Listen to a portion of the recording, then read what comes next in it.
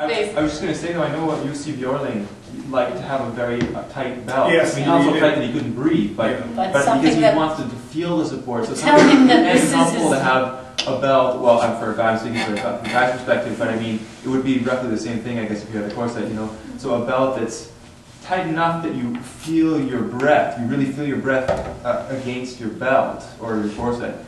But not so tight. That's, you know. But you know, there's one thing of the opera singers often suffer from hernia. No, that's true, and they use opera. It's Olympic game. It's an athletic. It's an athleticism. It's not something just just singing for joy, but it's an athletic thing. And you're right. Jussi Björling was using a lot of appoggio technique, which requires low abdominal muscles too, and he was securing himself. And Jerome Hines actually also writes about the Kurt Baum, the king of the high C, who he came to when he had problems of singing high notes. I mean, it's an interesting thing. Why I'm suggesting this book? Because he's very honest. He's not even politically correct. He talks about things that people usually don't talk. And he says, for example, about his first teacher. My first teacher, McGill, was great. He taught me natural singing, and it was great before I got to Metropolitan Opera. When I got to Metropolitan Opera, that was not good enough. And then I was failing. I didn't know if I can do my performance through. And I came to Kurt Baum, who was a tenor, and he was a king of high Cs. And he said, listen, what should I do? And the Kurt said, listen, Jerome, you don't support your voice well. I said, what do you mean? Well, you have to sing low when you sing high. And so he explained to him whatever he got through. But then he mentions that Kurt Baum had hernia also. Though he's a big advocate of appoggio, but he says, you have to take it with caution.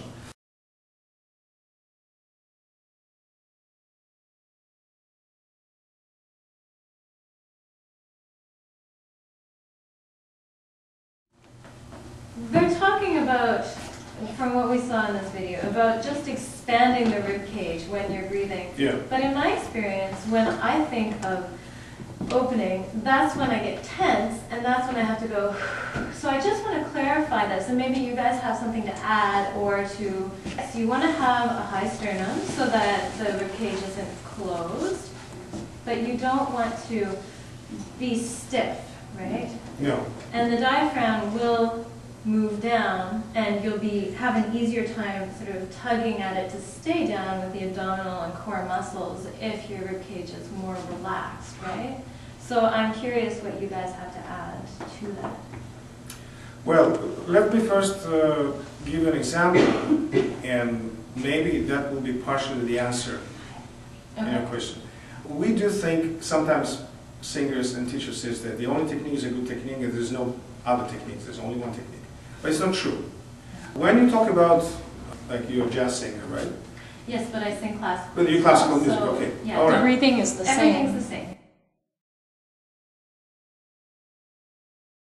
The way you support depends on the way what kind of sound you produce. They're all depend on each other. That's why it's. Okay, so let's go with classical.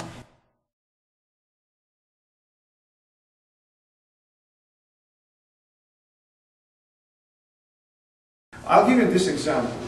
We talked about Maria Callas, and I touched the subject of Di Stefano. And we know Di Stefano, he's almost his top of his career when he sang with Maria Callas. But Di Stefano was not famous for his great technique. He was famous for being exceptionally charismatic singer with absolute natural musicality, and people would say goosebumps. I mean, all professionals agree that Di Stefano could not support his voice well. I talked to a soprano who sang with Di Stefano, with Phyllis Curtin.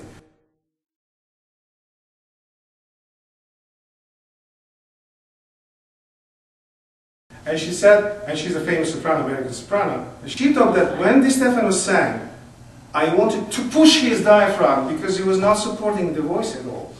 Now, why I'm talking about Di Stefano? Because if you listen to Di Stefano, young Di Stefano, when he was 25 years old, and he sang very lyric repertoire, very lyric. I mean, Rodolfo and the 24 arias, if you like, all the songs. His technique was amazing. Listen to him. He controls his voice like nobody else. He goes to pianissimo like nobody else. His intonation is very, very pure and clear. And then suddenly something happens to Older Di Stefano. Suddenly he lost his support. What do you think, personally, could happen to a singer suddenly loses good support? Repertoire. Exactly. Thank you. Because he moved to heavier repertoire, And maybe he got weedier. and he didn't learn any new technique. Because any repertoire, if you sing Wagner, or you sing Verdi, or you sing Puccini, all right? And I don't mean just an aria from the whole roll. You have the different requirements, the different power and different color in the voice. And when the singer moves, because we have this, the tenor is a tenor, right? The baritone is a baritone, the soprano is soprano. Can you sing Nessun Dorma? No, I can't. Why not? You're a tenor, right? Why? It's common knowledge. There are, even scientifically, 16 types of tenors, believe me or not. I believe it's even more. It just to describe it, from leggerissimo, from di grazia to the Helden tenor. And all the ways, like if you, say you're leggero, soprano leggero, you're singing 24 arias and even more advanced arias beautifully. And now it's time you go to a little bit more heavier repertoire. General Hines was talking about when he moved to Metropolitan, right? But let's say you study McGill opera. And let's say your voice sounds good, and so the coach tells you, gives you the role. When you sing this heavier repertoire, you have no idea what's going to happen when the orchestra is going to start playing. You know what I'm saying? Because in the class, I had this impression when I learned Kalaf in class, it was an easy role because it's only 20 minutes. But it appears to be one of the most difficult tenor roles ever written. Del Monaco ruined his voice over the Kalaf, right? Why is it in a class it's easy? Because in class the piano plays and a real orchestra is so loud in Turandot that you simply, if you don't have technique to overpower that, you start pushing. And so in order to, when you change the color of the technique or the roles or repertoire, the absolute adjustment of the change of technique is required.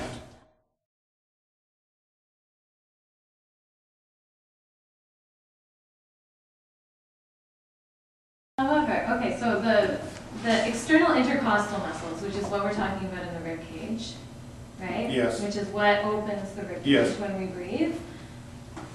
They still need to be able to resist the inward movement, right? Absolutely, So you yeah. can't open as far as you possibly can, because then you're going to have to stay tense to stay there, right?